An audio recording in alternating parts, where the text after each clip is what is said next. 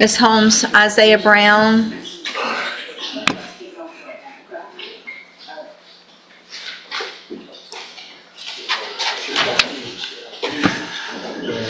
Let's see, this is Mr. Hoffpowers. Thank you.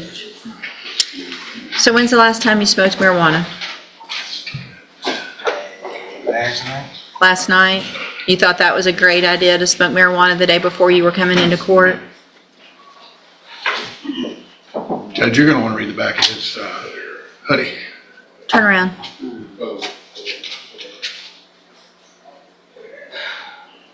Turn back around. These the only clothes I got now. Like, Well, maybe if you weren't spending money on drugs, you'd have some money to go. You can go to Goodwill and buy a new shirt for $5, for $2. So I'm not buying that that's all you have. And if it is all you have, then that's a choice that you're making.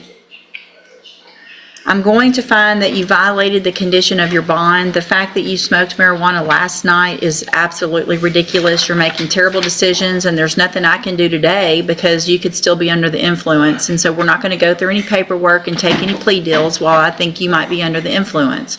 So to make sure that you're not under the influence next time you come to court, I'm going to raise your bond in your case to $50,000. A condition of that bond, if you make it, is to have a drug patch on at all times. And you can go back with the bailiff. We'll reset the case. I'll reset it for the final docket of the year, which will be that Tuesday, the 16th. Okay. All right, so he doesn't have to wait the whole time, and we'll see how things go at that time. I am going to delete the paperwork. Y'all will have to do it again. Yes, ma'am. Ready? Yes, ma'am. I have Jessica Cantu on page 5, 4 down. oh, yeah. Jessica Cantu? That's what we're about to talk to you about. Okay. Just fire director. All right. All right, make you happy. Okay. Stand right there. Hold on 1 second. We'll have her address you, okay? Hello. So what is happening with this case? Judge, I think Ms. Cantu and I are having a difficult time communicating with each other, and she would like to be represented by other counsel.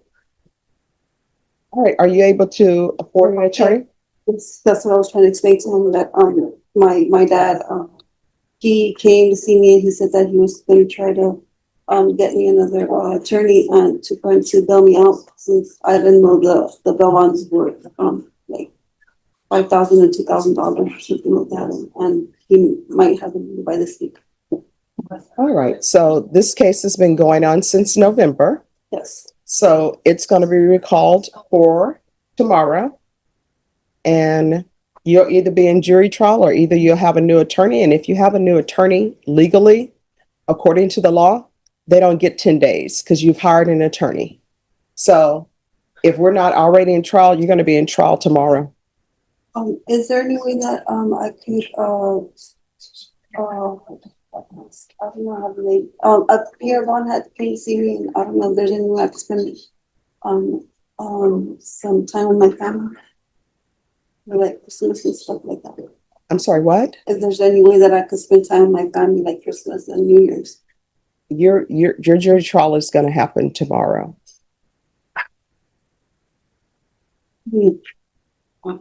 And if you want to speak to your attorney about your options, you're more than welcome to speak to your attorney about your options. But you have two cases, and according to what's on the docket, both of those are state jail felonies. I don't know if there's been any enhancements.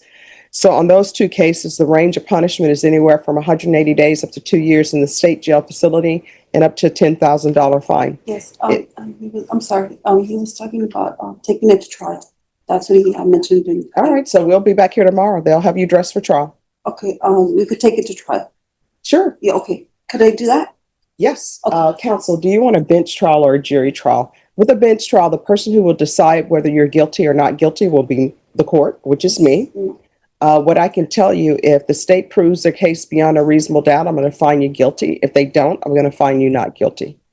Is there any way that I could reset for like about a week from now, so I get enough money to, No.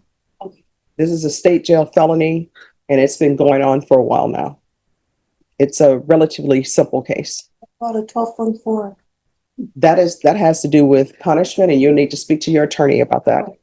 So if you want to talk to him and talk to the state, and y'all can discuss offers, and if there's an agreement, the court will hear it.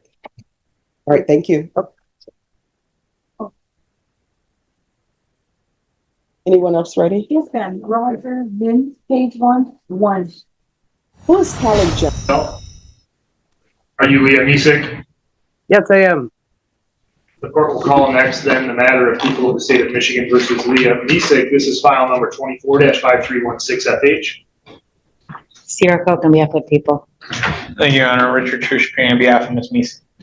Ms. Misek, I'm Judge Hunter. I'm here to arraign you on an allegation of probation violation, 4 separate counts of violations. Have you had a chance to read it? Do you understand those allegations? Yes. That didn't seem like a very convincing yes. So have you had a chance to read the probation violation allegations? I didn't read it. No, my probation officer just told me that I had court. Well, let me read the allegations to you, Ms. Misek, because they're fairly serious. You're on probation for possession of methamphetamine. That's a 10-year maximum felony offense. The allegation is that you failed to report in count 1 on June 3rd of 2025, that you failed to report in count 2 on August 5th of 2025, that you failed to report on count 3, 11/4 or November 4th of 2025, and that you, in count 4, failed to pay court assessments as ordered. Do you now understand those allegations?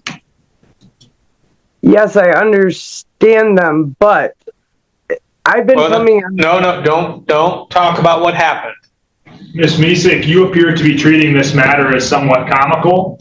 That confuses me very deeply, because when you have a smile on your face and I'm arraigning you on 4 different probation violation allegations, I think perhaps you don't understand the seriousness of the situation.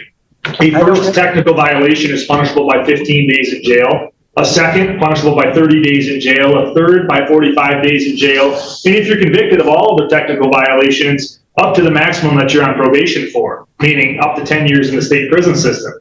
Given the severity of those allegations, it obviously would then deeply concern me that you would smile when I'm telling you what the potential allegations are. You have a right to remain silent, and anything that you say on the open court record today can be used against you. You have a right to a contested probation violation, and you have a right to that hearing within 14 days if I set a bond that you cannot post. You have a right to be represented by counsel, and if counsel could not be afforded by you, you would have counsel appointed to represent you. Do you understand all of those rights? Yes, sir.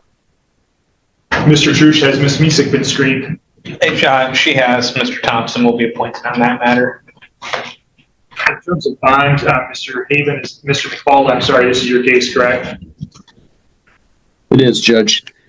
At this time, I'm just going to ask for a PR bond. The goal here is Ms. Misek needs to report when she's supposed to report to her supervising agent in Grand Traverse County.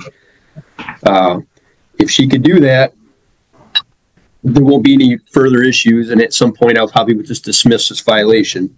So I would just ask that violation hearing be set out 60 days so I could just ensure she's reporting as directed. That's just kind of been an ongoing problem here that's kind of festered into this court action.